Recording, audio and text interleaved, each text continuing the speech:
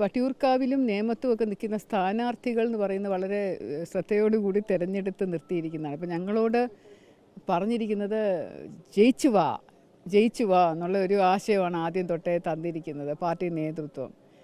അപ്പോൾ ഇന്നാൾ മോദിജി വന്നപ്പോഴും ജീത് കെ ആജാന ജീത് കർ തും ലോഗ് തോ ജീത്നാ ഹേ എന്നുള്ള മട്ടിൽ അപ്പോൾ ജയം ജയം ജയം എന്ന് പറയുന്ന അവർക്ക് ഞങ്ങളിൽ എന്നിലും രാജീവ്ജിയിലും തിരുവനന്തപുരത്തെ കാൻഡിഡേറ്റ്സിലും ഒക്കെ വലിയ പ്രതീക്ഷയുണ്ട്. അതുപോലെ തന്നെ മറ്റ് ചിലയിടത്തും പലയിടത്തും നല്ല കാൻഡിഡേറ്റ്സിനെ നിർത്തിയിട്ടുണ്ട്. അപ്പോൾ ഇന്നിപ്പോൾ കുട്ടിക്കലാശമാണ്.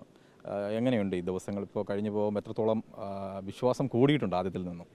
വിശ്വാസമൊക്കെ ഒരുപാട് കൂടുതലുണ്ട്. പക്ഷേ സ്വാഭാവികമായിട്ട് വരുന്ന ഒരു ചങ്കിടിപ്പുണ്ടല്ലോ, അതിങ്ങനെ പതുക്കെ തുടങ്ങുന്നുണ്ട്.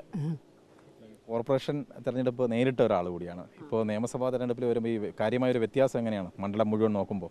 ഇത് കുറച്ചുകൂടി ഒരു വ്യത്യാസം, പ്രചാരണം തന്നെ പൊതുവെ വലിയ വ്യത്യാസം. നമ്മുടെ കോർപ്പറേഷൻ തിരഞ്ഞെടുപ്പ് എന്ന് പറയുമ്പോൾ ആകെ ഒരു 7,000-8,000 വോട്ടേഴ്സേ ഉള്ളൂ, ചെറിയ ഏരിയയാണ്. അപ്പോൾ നമ്മൾ ആ ഒരു പ്രദേശത്ത് തന്നെ ഒരു 3-4 പ്രാവശ്യമൊക്കെ പോയി കഴിയുമ്പോൾ ഒരു കോൺഫിഡൻസ് വരും. ഇതങ്ങനെയല്ലല്ലോ, ഇതങ്ങ് നീണ്ടു പരന്ന് കിടക്കുന്ന 1,00,000-2 ലക്ഷത്തിനടുപ്പിച്ച് വോട്ടർമാരുള്ള ഒരു സ്ഥലം എന്ന് പറയുമ്പോൾ നമുക്കിങ്ങനെ എപ്പോഴും എല്ലായിടത്തും എത്താൻ പറ്റാത്ത ഒരു സാധനം. പിന്നെ അവസാന നിമിഷമായിരിക്കും ചിലർ വിളിച്ച് പറയുന്നത്, അയ്യോ ഇവിടേക്ക് നിങ്ങളുടെ പ്രവർത്തനമൊന്നും ഇട്ട് ഇവിടെ കണ്ടില്ലല്ലോ. ഇപ്പോൾ ഇന്ന് രാവിലെ തന്നെ വിളിച്ച് പറഞ്ഞ് ചില സ്ഥലങ്ങൾ എന്താ വരാത്തേ എന്നൊക്കെ ചോദിക്കുമ്പോൾ നമുക്കപ്പം അയ്യോ ഇവിടെ വിട്ടോ എന്ത് പറ്റി. അതാണ് ഞാൻ പറഞ്ഞത്, ഷെഡ്യൂളിംഗ് എന്ന് പറയുമ്പോൾ നമ്മൾ എത്ര കഷ്ടപ്പെട്ട് നോക്കിയാലും ചിലപ്പോൾ രാവിലെ തൊട്ട് വൈകിട്ട് വരെ ഓടി നടന്നാലും ചിലപ്പോൾ ചില സ്ഥലങ്ങൾ മിസ് ചെയ്യുന്നുണ്ട്. അപ്പോൾ അതിൻ്റെ ഒരു ബുദ്ധിമുട്ട് ഉണ്ട്. പക്ഷേ എനിക്കറിയാം അത് കുഴപ്പമില്ല, ഇങ്ങനെ എല്ലാവർക്കും പറ്റുന്നതാണ്. സ്ഥാനാർത്ഥികൾക്ക് എല്ലായിടത്തും ഓടിപ്പോകാൻ പറ്റില്ല. ഇപ്പോൾ ഉള്ള വീടുകളെല്ലാം വലിയ പ്രയാസമാണ്, എല്ലാം ഇൻഡിവിജ്വലായിട്ട് വിസിറ്റ് ചെയ്യാൻ. അപ്പോൾ ഇത്തവണ പൊതുവിൽ തെരഞ്ഞെടുപ്പ് ഈ പ്രചരണത്തിന് സമയവും കുറവായിരുന്നു. അതെ, സമയം വളരെ കുറവായിരുന്നു. അത് കുറച്ചും കൂടെ കൂടുതൽ വർക്ക് ചെയ്യേണ്ടി വരുന്നു. നമ്മൾ രാവിലെ കുറച്ചുകൂടെ നേരത്തെ പുറപ്പെടും, രാത്രി കുറച്ചും കൂടെ വൈകി തിരിച്ചു 12:30. അപ്പോൾ അതൊക്കെ ചിലർക്കൊക്കെ അസ്വസ്ഥത ഉണ്ടാക്കും. നമ്മൾ രാത്രിയിലൊക്കെ വീടുകളിൽ പോകാൻ പറ്റില്ലല്ലോ.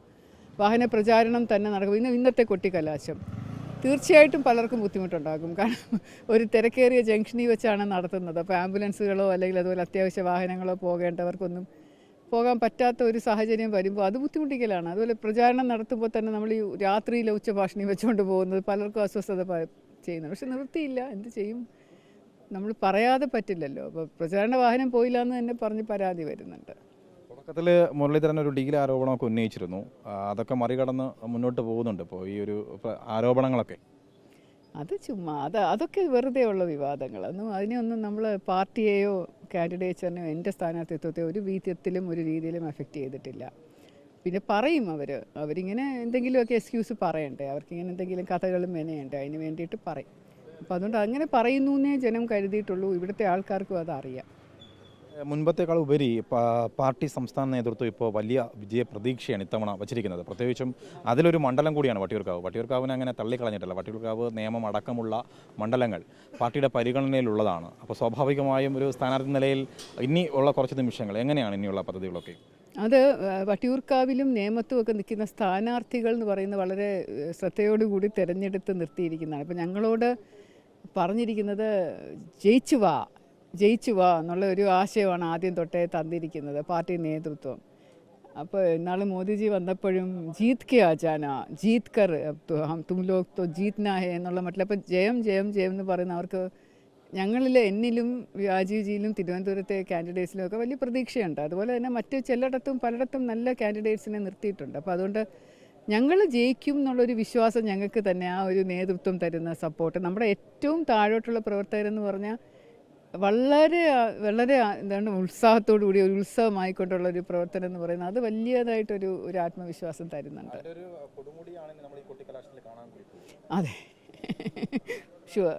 ഇപ്പോൾ ഈ ഒരു ഇപ്പോൾ ജയിച്ചു പോകാന്ന് പറയുമ്പോൾ ഈ ഒരു മാം ഇപ്പോൾ ഒരു ഇത്തരത്തിൽ വലിയൊരു ഉന്നത പദവിയിലേക്ക് ഇരുന്നതാണ്. ആ ജോലിയിലുണ്ടായിട്ടുള്ള സമ്മർദ്ദത്തെക്കാൾ ഉപരി ഈ ഒരു കഴിഞ്ഞ കുറച്ച് ദിവസങ്ങൾ നേരിട്ടിട്ടുണ്ടോ? സമ്മർദ്ദമല്ല, ജോലിയിലുള്ളത് വേറൊരു ടൈപ്പ് ഓഫ് ടെൻഷനാണ് നമുക്ക്. നമ്മുടെ ഈ ഡിസിപ്ലിൻ അച്ചടക്കത്തിൻ്റെയും പിന്നെ അതുപോലെ സീനിയർ ഓഫീസേഴ്സിൻ്റെ വഴക്കും പോലീസിൽ അറിയാമല്ലോ, ഭയങ്കരമായിട്ട് വഴക്ക് പറയും, ഫയറിങ് ഭയങ്കരമായിട്ട് ചെയ്യും, പണിഷ്മെൻ്റൊക്കെ ഭയങ്കര സീരിയസ് ആണ്. അപ്പോൾ നമ്മളെ പേടിപ്പിച്ചാണ് ജോലി ചെയ്യിക്കുന്നത്. ഇവിടെ അങ്ങനെയല്ല.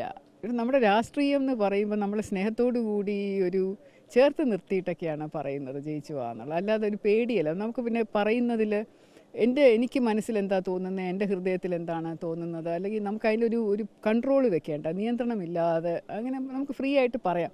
ഇങ്ങനെ പറഞ്ഞു കഴിഞ്ഞാൽ എനിക്കതിൽ അച്ചടക്ക നടപടി പറയൂ, ഇത് വെളിപ്പെടുത്താൻ പാടുണ്ടോ, അതൊന്നും ഉള്ള ഒരു ചിന്തയേ ഇല്ലല്ലോ. നമുക്ക് സത്യസന്ധമായിട്ട് ജനങ്ങളോട് നമ്മൾ എന്താണ് ആരാണെന്നുള്ളത് ഒരു മുഖംമൂടി ഇല്ലാതെ തുറന്ന് കാണിക്കാനുള്ളൊരു അവസരം അത് നമ്മൾ കാണിക്കുന്നു, ജനങ്ങളത് അംഗീകരിക്കുന്നു. അപ്പോൾ അങ്ങനെയുള്ള ഒരു വലിയ ഒരു സ്വാതന്ത്ര്യം രാഷ്ട്രീയത്തിലുണ്ട്.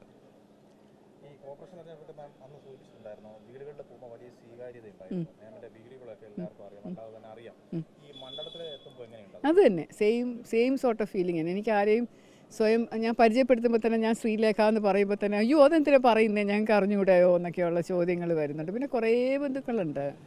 അപ്പോൾ ഞാൻ ശാസ്തമംഗലത്തുള്ള ബന്ധുക്കൾ എന്ന് പറഞ്ഞ് അവർ മാത്രമായിരിക്കും ഞാൻ അറിയാതെ പോയ ബന്ധുക്കൾ എന്ന് വിചാരിച്ചപ്പോൾ ഇപ്പോൾ എനിക്ക് ഇവിടെയും വട്ടിയൂർക്കാവ് മേഖലയിലും തന്നെ എനിക്ക് തോന്നുന്നു ഏകദേശം ഞാൻ കണക്ക് കൂട്ടിയിടത്തോളം 10,000 കൂടുതൽ